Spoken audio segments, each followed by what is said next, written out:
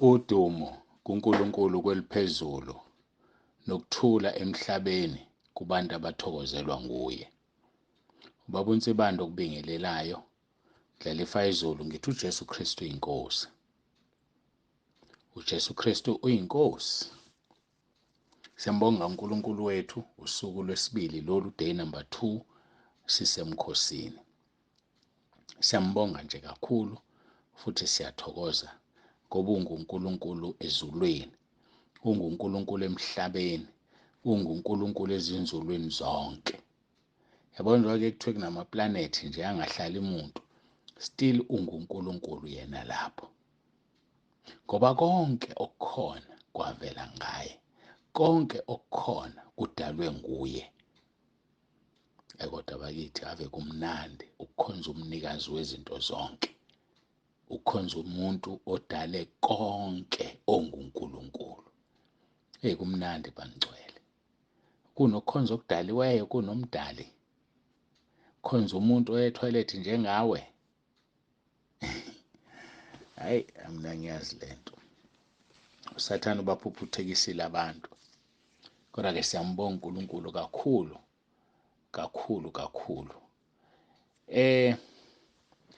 Kuyafika ukuthi ngiyixoxe lento la ekhaya lezwi. Abantu babhukhile banezinsuku esizobavakasha kuzona. Noma esizohambisa izinkonzo kuzona. uNkulunkulu uyasebenza. uNkulunkulu uyabalanda abantu bakhe. uNkulunkulu uyabalanda abantwana bakhe. Njengamanje ngibhekene nenkinga yokuthi kukhona la kufanele umuntu aye khona ngempela sonto ethize, kodwa futhi sekushoniwe ebandleni. Inkinga ongakazi uyibone le. Ahlala umuntu alinde usuku lwakhe. Uluthi seluthi liyafika sekunesifo ebandleni. Enze njani ubaba uNsibanda? Enze njani ubaba uNsibanda? Ngoba sinamandla phezu kwemindeni. Umndeni oyikhethela usuku lwawo lokungcwaba. Loya muntu o-organize umkhuleko ulindele ubaba uNsibanda ayomunye umuntu. Lo mzalwane ola ebandleni esehambile balindele ukuthi angcwatshwe umfundisi wakhe. Hayi ake ngishiye lapho. Ngiyacela ukuthi siguqe sikhuleke khona sizoyizulu leNkosi uJesu Kristu uyinkosi. Baba ongcwele, baba olungileyo, uNkulunkulu wethu nomusa. Sisondela kuwe namanje, udumo lungolwakho lokufanele. Izikhathi zingakabi bikho namanje kuze kube phakade.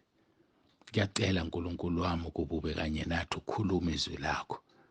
Ngiyacela uNkulunkulu nomusa ukuba ube phakathi kwethu. Sisekuwo lo mkhosi, siyasho Nkosi sithi ngeke sihambe ungekho. Ngeke sihlangane ungekho.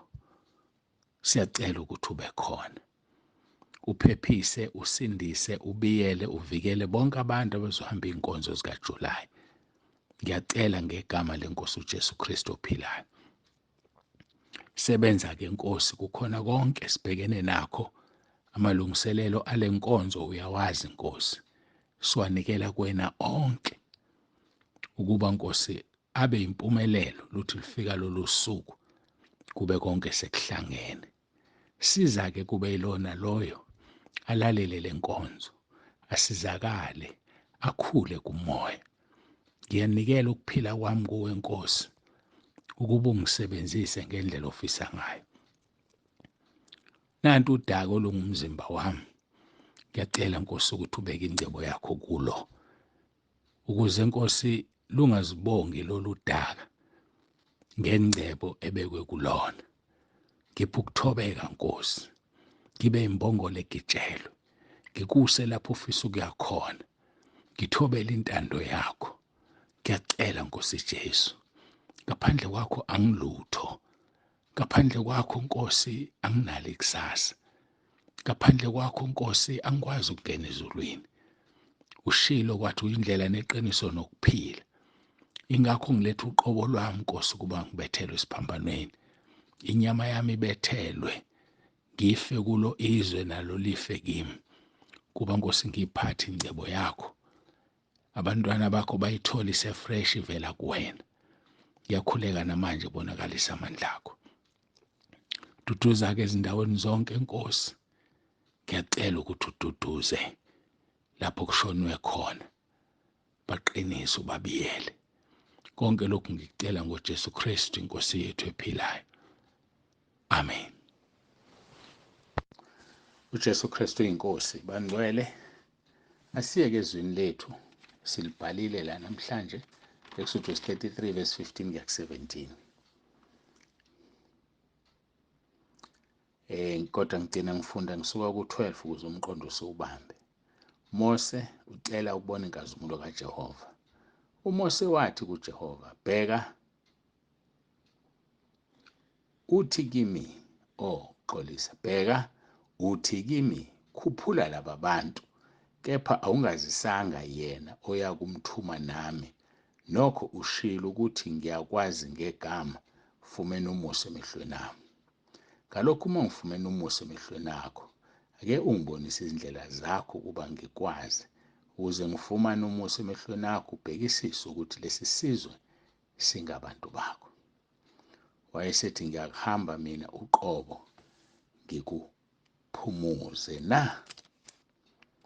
Wathi kuye, uma wena uqobo ungasikhuphuli lapha, ngokuba kuyakwaziwa ngani ukuthi ngifumene umusa emehlweni akho, mina nabantu bakho na? Akungalokhu yini ukuthi uhamba nathi ukuze sahlukaniswe mina nabantu bakho nabanye abantu abasebusweni bomhlaba na? Ngiyaxolisa ukufunda ngokungingiza. Bazalwane, sibhekene nezwi la uMose ebeka isizathu ukuthi kungani ufuna ukuhamba noNkulunkulu. Abanye abazi ukuthi kungani kufanele bahambe noNkulunkulu. Abanye abazi ukuthi usemqoka ngani umkhosi kunazo zonke izinto ezikhona, ngoba umkhosi usemqoka ngokuthi uhlezi noNkulunkulu.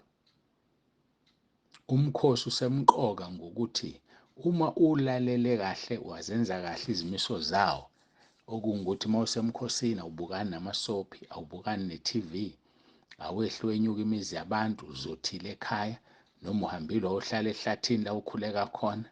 Uma ungazenzi izinto ezifanele zomkhosi, uNkulunkulu ngeke akuphendule.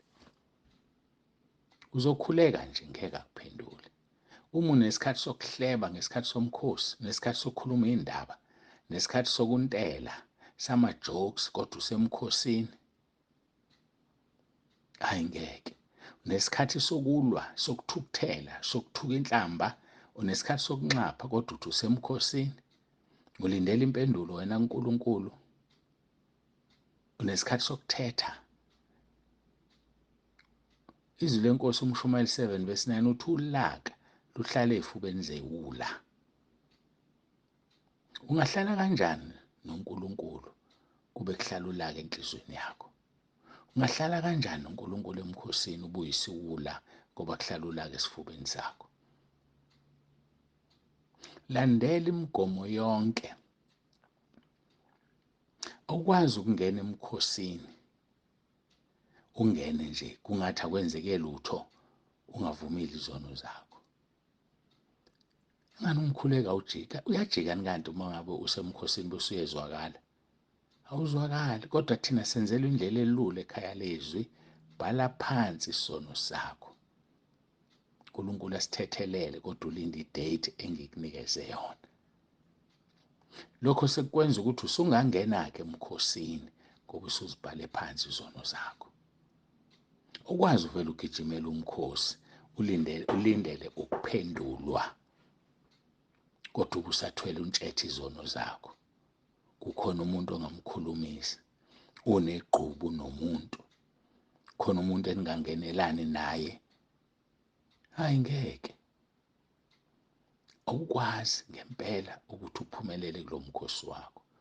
Beka phansi konke, shiya konke, buyisana nomuntu owonene naye, bhala phansi izono ofuna ukuzivuma, kodwa nje umuntu owonene naye hamba uye kuyena uyoxolisa ubuyisane naye.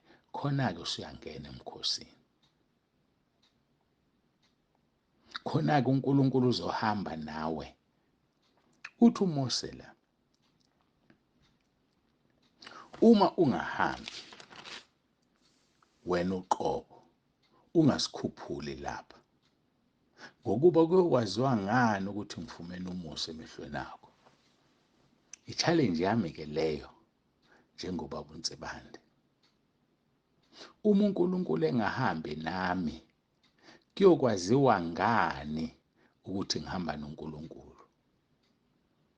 Kuyokwaziwa ngani ukuthi mina ngifumene umusa kuNkulunkulu?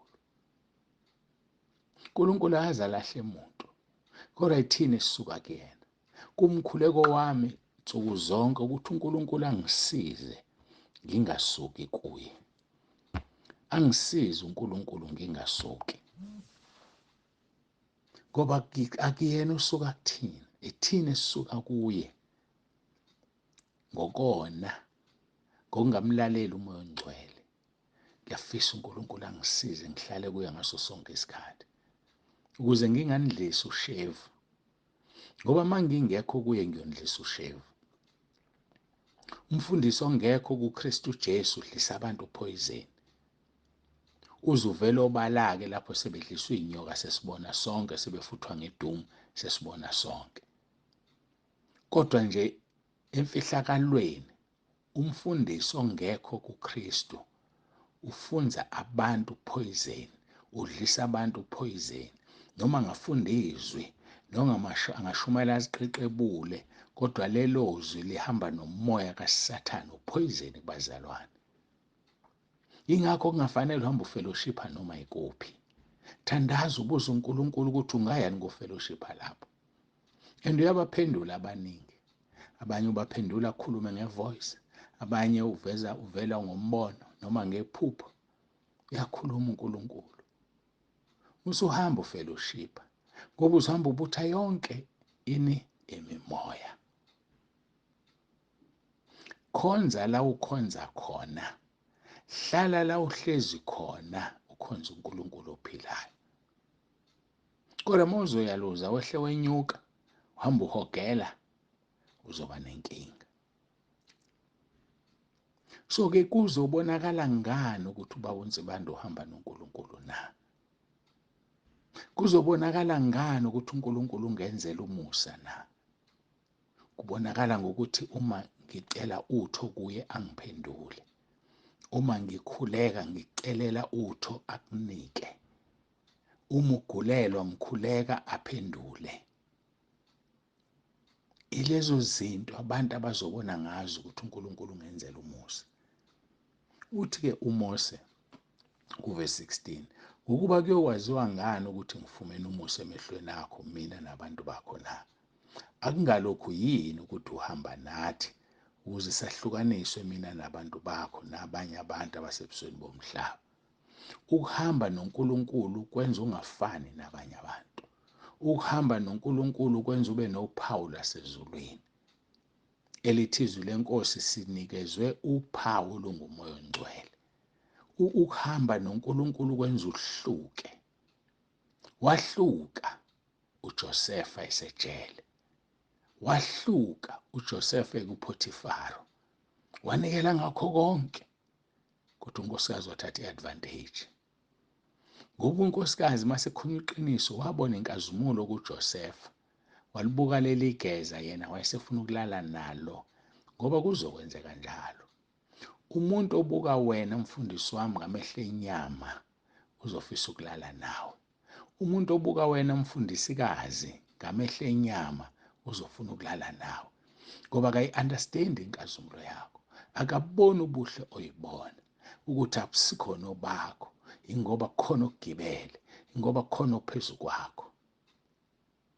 Uthi uMose, akungalokhu yini ukuthi uhamba nathi ukuze sahlukaniswe mina nabantu bakho nabanye abantu abasebusweni bomhlaba? Yini wena mntwana kaNkulunkulu ungabi nawo umahluko? Yini wena mntwana kaNkulunkulu ufane nje? Bakubuke ufane nesidakwa nje, kodwa ungaphuzi.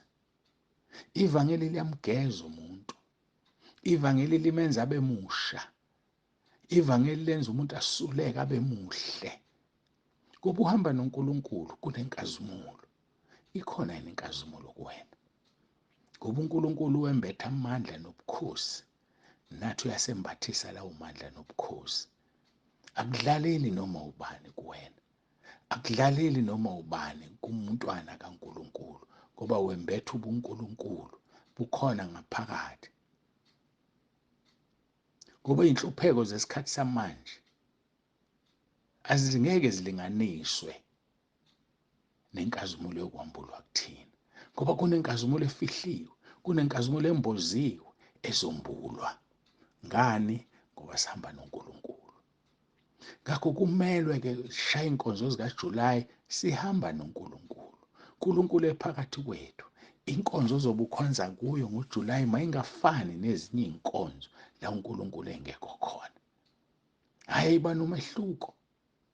Mfundisi wami, shumayela engathi uyaqala ukushumayela kodwa ume eqinisweni. Mzalwane wami, ucule engathi uyaqala ukucula. Makuthiwa thandaza, uthandaza engathi uyaqala, hhayi ngoba uzothemeleza noma uzoba ngumsindo, kodwa uthandazize amazami indawo esikuyona. Sikhulekela lokho-ke kulo mkhosi. Sicela ukuphepha, sicela uNkulunkulu abe nathi ukuze sihluke kwabanye abantu. Ngikhuleke isikhathi esihambe kangaka. Asiguqe ngikhuleke. Baba Ngcwele, Baba olungileyo, uNkulunkulu wethu siyabonga. Jesu Kristu uyiNkosi. Busisa yilona loyo lalele uzwe umkhuleko wethu sisesemkhosini. Jesu Kristu uyiNkosi. Amen. Baba uNsibanda ovalelisayo, ndlalifa yezulu. Jesu Kristu uyiNkosi.